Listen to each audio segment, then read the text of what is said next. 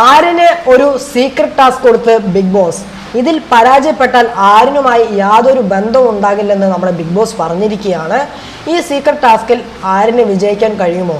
എല്ലാം നമുക്ക് ചർച്ച ചെയ്യാം. ഡേ 67 രാവിലെ 8 മണി മുതൽ ഉച്ചയ്ക്ക് 12 വരെയുള്ള ലൈവ് പ്രൊമോ അപ്ഡേറ്റ് ആയിട്ടാണ് ഞാൻ വന്നിരിക്കുന്നത്. So welcome back to Bigg Boss Malayalam channel. ആദ്യമായിട്ട് കാണുന്നവർ ചാനൽ സബ്സ്ക്രൈബ് ചെയ്യണം, ലൈക്ക് ചെയ്യണം, കമൻറ്റ് ചെയ്യണം. അതിന് നമുക്ക് പ്രൊമോയിലേക്ക് പോകാം. ഒരു ചെറിയൊരു പ്രൊമോ ആണ് പുറത്തു വന്നതിന് എല്ലാവരും കണ്ടു കാണുമായിരിക്കും.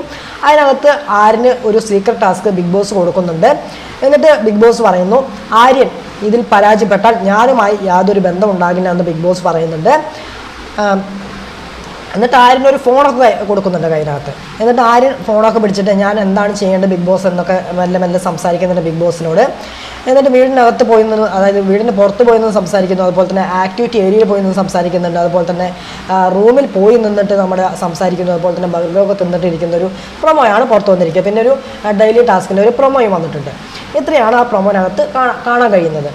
എനിക്ക് തോന്നുന്നത് ഈ ഒരു സീക്രട്ട് ടാസ്ക് ആര്യന് വിജയിക്കാൻ കഴിയുന്നതിനാണ്. കാരണം എന്ത് ടാസ്ക് കൊടുത്താലും നന്നായിട്ട് ചെയ്യുന്ന ആൾ തന്നെയാണ് ആര്യൻ. അപ്പോൾ ആര്യന് ഈ ഒരു ടാസ്ക് വിജയിക്കാൻ കഴിയുന്നതിനാണ് തോന്നുന്നത്. എന്തായാലും നമുക്ക് നോക്കാം. ആ ടാസ്ക് വരട്ടെ, അതിൻ്റെ വിശേഷങ്ങളായിട്ട് ഞാൻ വരാം. ഓക്കെ, ഇനി നമുക്ക് ലൈവ് അപ്ഡേറ്റിലേക്ക് പോയി കഴിഞ്ഞാൽ, ഇന്നത്തെ ലൈവ് അപ്ഡേറ്റ് എന്ന് പറയുന്നത് രാവിലെ എല്ലാവരും തന്നെ പതിയെ എഴുന്നേൽക്കുന്നു. വലിയ വിഷയങ്ങളൊന്നും ഉണ്ടാകുന്നില്ല, ഇന്നലത്തെ പോലെ വലിയ വിഷയങ്ങളൊന്നും ഉണ്ടാകുന്നില്ല. പിന്നീടാണ് മോർണിംഗ് സോങ് വരുന്നത്. ഇന്നത്തെ മോർണിംഗ് സോങ് എന്ന് പറയുന്നത് മാർഗഴിയെ മല്ലികയെ മന്ദാരപ്പൂങ്കുരുവിയെ, ആ പാട്ടാണ് മോർണിംഗ് സോങ് ആയിട്ട് വരുന്നത്. അതിനുശേഷം ഷാനവാസ് ഇവിടെ ഒരു പരാതിയായിട്ട് പറയുകയാണ്, നമ്മുടെ ആര്യൻ പണിയൊന്നും എടുക്കുന്നില്ല എന്ന് പറയുന്നു.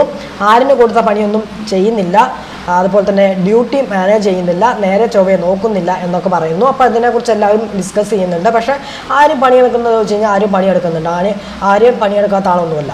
ഓക്കെ, ജിസലിനെ കുറിച്ച് പറയുന്നത് വെച്ചാൽ നമുക്ക് ഓക്കെ എന്ന് പറയാമായിരുന്നു. പക്ഷേ ജിസലിൻ്റെ സമയത്ത് ജിസലിൻ്റെ എല്ലാ പാത്രങ്ങൾ കഴുകുന്ന എല്ലാ കാര്യങ്ങളും ചെയ്തു കൊടുക്കുന്നത് ആര് തന്നെയാണ്. ആ ആര്യൻ ഇവിടെ പണിയെടുക്കുന്നില്ല എന്ന് പറഞ്ഞു കഴിഞ്ഞാൽ അത് ഷാനവാസിൻ്റെ ഭാഗത്ത് തന്നെയാണ് തെറ്റ്. ഓക്കെ, ആര്യൻ നന്നായിട്ട് പണിയെടുക്കുന്ന ആൾ തന്നെയാണ്. അപ്പോൾ ആര്യൻ നന്നായിട്ട് പണിയും കാര്യങ്ങളൊക്കെ എടുക്കുന്നുണ്ട്. പിന്നെ അവരെല്ലാവരും കൂടി സംസാരിച്ചും കാര്യങ്ങളൊക്കെ ഇരിക്കുകയാണ് ചെയ്യുന്നത്. അതിനുശേഷമാണ് മോർണിംഗ് ആക്ടിവിറ്റി വരുന്നത്. ഇന്നത്തെ മോർണിംഗ് ആക്ടിവിറ്റി എന്ന് പറയുന്നത്, ബിഗ് ബോസ് വീട്ടിലെ ഒരു നായകൻ അല്ലെങ്കിൽ നായിക ആരായിരിക്കും, എങ്കിൽ അവർക്കെതിരെ നിൽക്കുന്ന വില്ലൻ ആരായിരിക്കും, ബാക്ക്ഗ്രൗണ്ട് ആർട്ടിസ്റ്റായിട്ട് യാതൊരു വിലയില്ലാതെ നടക്കുന്ന ആൾ ആരായിരിക്കും എന്നുള്ളതാണ് ടാസ്ക് ആയിട്ട് കൊടുക്കുന്നത്. വളരെ രസകരമായിട്ടുള്ള ടാസ്ക് തന്നെയായിരുന്നു. പലരും നല്ല പെർഫോമൻസും കാര്യങ്ങളൊക്കെ ഈ ടാസ്കിനകത്ത് കാഴ്ചവെക്കുന്നുണ്ട്. അപ്പോൾ ആദ്യം വരുന്നത് നമ്മുടെ നെവിനാണ് വരുന്നത്. നെവിൻ വന്നിട്ട് നമ്മുടെ ഹീറോ ആയിട്ട് നമ്മുടെ ഷാനവാസിനെയാണ് പറയുന്നത്. ഷാനവാസിനെതിരെ വില്ലനായിട്ട് നിൽക്കുന്നത് നമ്മുടെ അക്ബറിനെയാണ് പറയുന്നത്. അത് ശരി തന്നെയാണ്. പിന്നെ സഹനടൻ, അതായത് ബാക്ക്ഗ്രൗണ്ട് ആർട്ടിസ്റ്റായിട്ട് യാതൊരു വില്ലയില്ലാതെ ഇവിടെ നിൽക്കുന്നത് നമ്മുടെ അനീഷ് ആണെന്നാണ് നെവിൻ പറയുന്നത്. അതിനുശേഷം നമ്മുടെ ലക്ഷ്മി വരുന്നു. ലക്ഷ്മി വന്നിട്ട് നമ്മുടെ നായകനായിട്ട് നമ്മുടെ അനീഷിനെയാണ് പറയുന്നത്. ഇവിടെ നായകനായിട്ട് ഞാനാണ് നായകൻ എന്ന് പറഞ്ഞ് നിൽക്കുന്നത് നമ്മുടെ അനീഷാണ്. അതുപോലെ തന്നെ അനീഷിന് എഗൻസ്റ്റ് ആയിട്ട് വില്ലനായിട്ട് നിൽക്കുന്നത് നമ്മുടെ ഷാനവാസാണെന്ന് പറയുന്നു.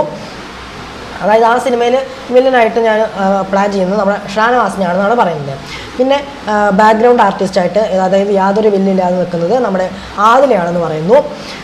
പിന്നെ വരുന്ന ആര്യനാണ്. ആര്യൻ പറഞ്ഞിട്ട് പറയുന്നു നമ്മുടെ നായികയാണെങ്കിൽ, അതായത് ഞാൻ എടുക്കുന്ന സിനിമയിൽ നായിക ആകുകയാണെങ്കിൽ നമ്മുടെ അനുവിനെയാണ് ഞാൻ നായികയാക്കുന്നതെന്നാണ് ആര്യൻ പറയുന്നത്. അതുപോലെ തന്നെ അനുവിന് എഗൻസ്റ്റ് ആയിട്ട്, അതായത് വില്ലനായിട്ട് ഞാൻ എടുക്കാൻ പോകുന്നത് അക്ബറിനെയാണെന്ന് പറയുന്നു. അത് ശരി തന്നെയാണ്. പിന്നെ ബാക്ക്ഗ്രൗണ്ട് ആർട്ടിസ്റ്റായിട്ട് നിൽക്കുന്നത് നമ്മുടെ നൂറയാണെന്ന് പറയുന്നു. ഇവിടെ യാതൊരു വലിയ നിൽക്കുന്നതെന്ന് പറയുന്നു. പിന്നെ അനീഷ് വരുന്നു. അനീഷ് വന്നിട്ട് ഞാൻ ഒരു സിനിമ എടുക്കുകയാണെങ്കിൽ അതിൽ ഹീറോ ആയിട്ട് നമ്മുടെ നെവിനാണ് ഞാൻ പ്ലാൻ ചെയ്തിരിക്കുന്നതെന്ന് പറയുന്നു. അതുപോലെ തന്നെ വില്ലനായിട്ട്, അതായത് ആ സിനിമയിലെ വില്ലനായിട്ട് നമ്മുടെ ആദിലയാണ് എന്ന് പറയുന്നു. അതുപോലെ തന്നെ ബാക്ക്ഗ്രൗണ്ട് ആർട്ടിസ്റ്റ്, അതായത് യാതൊരു വില്ലില്ലാതെ നടക്കുന്ന ആളായിട്ട് നമ്മുടെ നൂറയാണ് പറയുന്നത്. സാബുവിനെയാണ് പറയുന്നത്. അതിനുശേഷം ഷാനവാസ് വരുന്നു.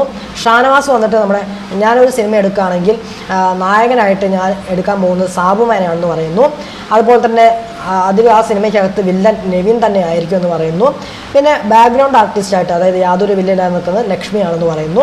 ആ ഒരു സ്റ്റേറ്റ്മെൻറ്റിനോട് ഞാൻ യോജിക്കുന്നില്ല. ഓക്കെ, ഷാനവാസി പറഞ്ഞ ബാക്ക്ഗ്രൗണ്ട് ആർട്ടിസ്റ്റിനോട് ഞാൻ യോജിക്കുന്നില്ല.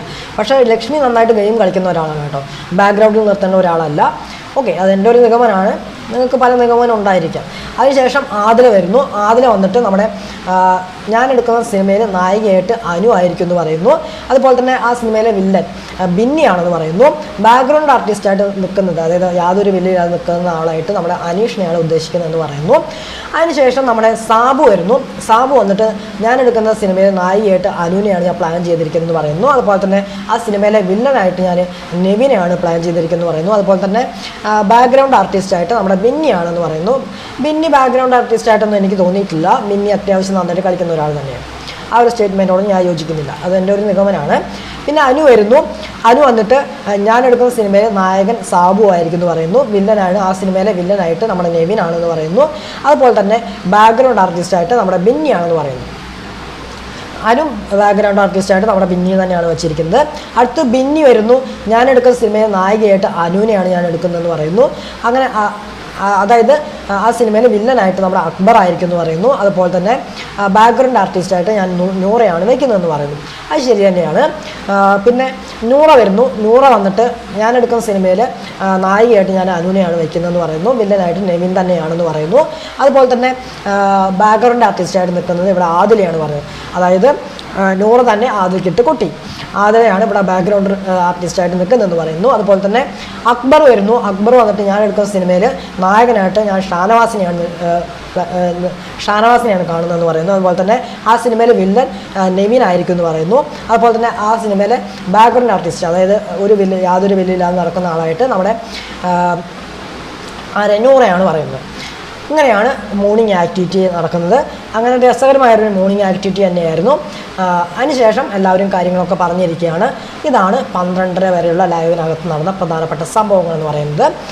ഓക്കെ, അപ്പോൾ നിങ്ങൾക്ക് ഈ ഒരു ലൈവ് കണ്ടിട്ട് എന്താണ് തോന്നിയത്? നിങ്ങളുടെ അഭിപ്രായം മസ്റ്റായിട്ട് കമൻറ്റ് ബോക്സിൽ അറിയിക്കാൻ ശ്രമിക്കുക.